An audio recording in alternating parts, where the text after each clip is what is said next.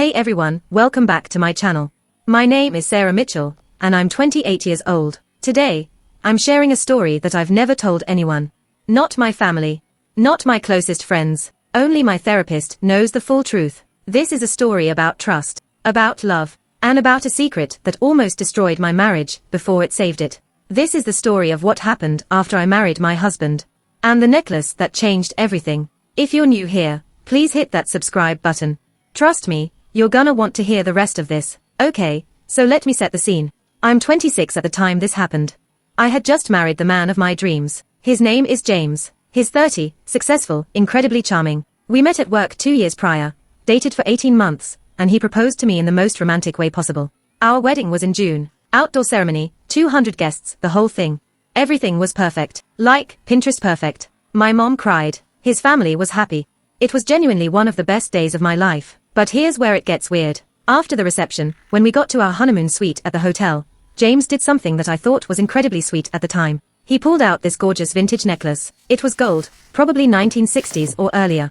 It had these intricate engravings and a small locked pendant hanging from it. He said, "This belonged to my grandmother. She passed away in 2015. This necklace meant everything to her. And now, I want it to mean everything to you." I was so moved. I literally teared up. I put it on immediately. But then, he said something that I didn't think much about at the time. "Sarah, I need you to promise me something. And I'm serious about this. Never take this necklace off. Not to shower. Not to sleep. Not for anything. Can you promise me that?" I thought it was just him being sentimental about his grandmother's memory. So I said yes. I promised. I had absolutely no idea what was about to happen. The morning after our wedding night, I woke up and I felt horrible. I'm talking nauseous, dizzy, weak. I literally crawled to the bathroom and threw up. For like 10 minutes straight. James brought me ginger tea. He was very sweet about it. He said, "Babe, you probably just drank too much champagne last night. Rest today." But here's the thing, it didn't stop the next day. Or the day after that. For 3 weeks straight.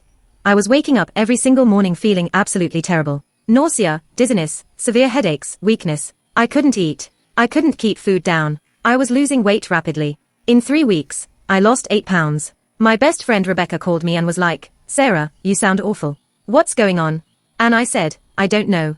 I feel like I'm dying." So she convinced me to go to the doctor. I went to my primary care physician, Dr. Patterson. I've been seeing him for like 5 years. He runs every test imaginable. Blood work, urine test, pregnancy test, which was negative, by the way. Everything comes back completely normal. He literally said, "Sarah, you're in perfect health. There's nothing physically wrong with you. Are you stressed? Are you dealing with anxiety?" I was like, "No, I feel physically sick. This isn't in my head." So I went to a second opinion. Gastroenterologist. Same thing. All tests normal. Then I went to a third doctor. Same result. At this point, I'm genuinely scared. How can I feel this sick and have nothing show up on any medical test? And James kept saying the same thing every time I mentioned going to another doctor. "Sarah, stop going to doctors. You don't need doctors. You're fine. I promise you, you're fine. Just trust me. Just be patient." Here's where things started getting really weird. James became controlling. That's the only word for it. He didn't want me going out much. He said I needed to rest, so I should stay home. He didn't want my friends coming over. He said I needed quiet and peace. And most importantly, he kept reminding me about the necklace. Every single day, he would touch it and say things like, "Keep this on. It's protecting you. When you're ready, you'll understand. Or, if you take that off, something bad will happen." And I started to genuinely wonder, was my husband poisoning me? Was the necklace actually toxic? One day, I was in the shower and I reached up to take off the necklace while I washed, and James literally burst into the bathroom. He grabbed my wrist and he said, "No. Sarah, no. I told you, do not take that necklace off." His voice was cold. His eyes were different. I didn't recognize him. I was absolutely terrified. I remember standing there, naked, dripping wet, thinking, is this man trying to hurt me? Is he slowly poisoning me? I even Googled things like, can antique jewelry be toxic? And signs of heavy metal poisoning. I was convinced that the necklace was literally killing me, but I didn't leave. I don't know why. Love, I guess, fear, confusion, all of it mixed together. I just kept wearing the necklace and getting sicker. 2 months into the marriage, we're at a dinner party with some of James's colleagues. It's about 8 p.m. I'm sitting at the dinner table, and suddenly, everything starts spinning. I remember thinking, I need to get to the bathroom. I stood up to walk away from the table, and the next thing I remember, I'm waking up in an ambulance. I had collapsed. Complete blackout. They rush me to County General Hospital. I'm hooked up to machines. Doctors are running tests again. James is sitting beside my bed looking absolutely panicked. A nurse named Priya comes in to check my vitals. She's probably in her late 40s, very professional, very calm. She's taking my blood pressure when she notices the necklace. She goes very quiet. She pulls up a chair, sits down next to my bed, and leans in close. She whispers, "Honey, I need to ask you something, and I need you to be honest with me. Do you know what that necklace is made of?" I said, "It's vintage gold. It's a family heirloom." She whispered back, "Some antique jewelry, especially jewelry from the 1960s and earlier, can contain very toxic metals. Mercury, lead, cadmium. If you wear it constantly, especially if it's sealed and trapping moisture against your skin, it can cause cumulative poisoning. It causes exactly what you're describing: nausea, dizziness, weakness, weight loss." My stomach dropped. I couldn't breathe. She continued, "Has your husband insisted that you wear this? That you never take it off?"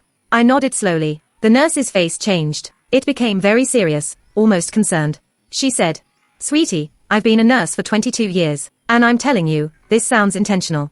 This sounds like someone is deliberately keeping you wearing something toxic." That word hit me like a ton of bricks. Intentional. Deliberate. I started crying right there in the hospital bed. Before I could even process what was happening, the door opened. James walked in. When he saw me and Priya having this intense conversation, all the color drained from his face. He looked absolutely terrified. He walked straight over to me, grabbed my shoulder, and in this intense, urgent whisper, he said, "Don't listen to her. Don't take off that necklace. Sarah, I'm begging you. Just get through tonight. Please. I promise you, everything will make sense. Just trust me one more time." And then he left the room. I was left there, completely confused, absolutely terrified, and desperate for answers. That night, I went home. James was waiting. He looked like he hadn't slept in days. The house felt different, tense, heavy. We sat down on the couch, and he just broke down. He started crying. Actually crying. He said, "Sarah, I'm so sorry. I'm so sorry. You want to know the truth. You want to know why I made you wear this necklace. Fine. Take it off. Open it. Look inside." My hands were literally shaking. I unclasped the necklace for the first time in 2 months. When I opened the locked pendant, I found a letter. A handwritten letter from James's mother. His mother, who passed away 8 years ago, when he was 22. To the woman my son loves. If you're reading this, James has finally trusted you enough to share our family's secret. Our secret shame. For 3 generations of women in our family, we have been unable to have children. It is a curse that has haunted us. My mother could not have children. I could not have children. James's father left me because of this. He wanted a son. He wanted a legacy. I couldn't give him that. When James was born, through adoption, a miracle in itself, I promised myself that his life would be different. That if he ever found love, his partner would experience the blessing I never did. This necklace was blessed by a monk in Tibet in 1962. My own mother wore it, and by divine intervention, I was able to adopt James. My grandmother wore it, and she was able to conceive my father after 20 years of infertility.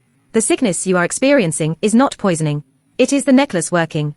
It is your body changing. It is the miracle happening. By the time you read this letter, you should already be pregnant. Wear this necklace with love and with faith. You are about to become the mother of my grandchild. With all my love and hopes, Margaret. I dropped the letter and I just stared at James. He was sobbing. He said, "I know I should have told you. I know I should have told you.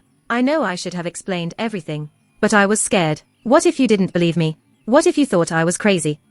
What if you took it off and the blessing didn't work?" He continued, "My mom believed in this so much, and I wanted to give you what my mother never had.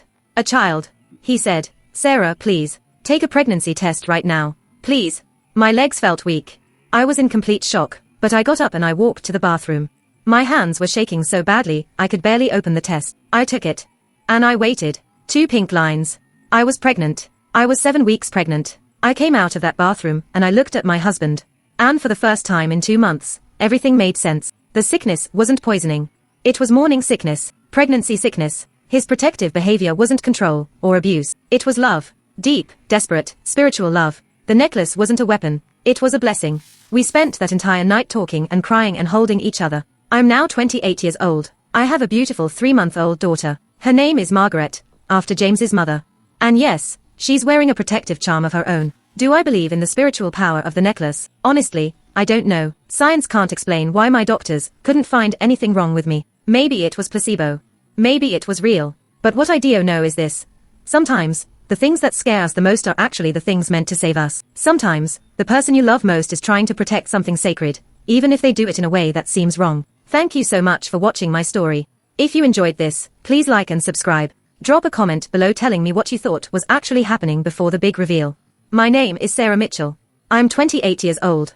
And this was the craziest year of my life.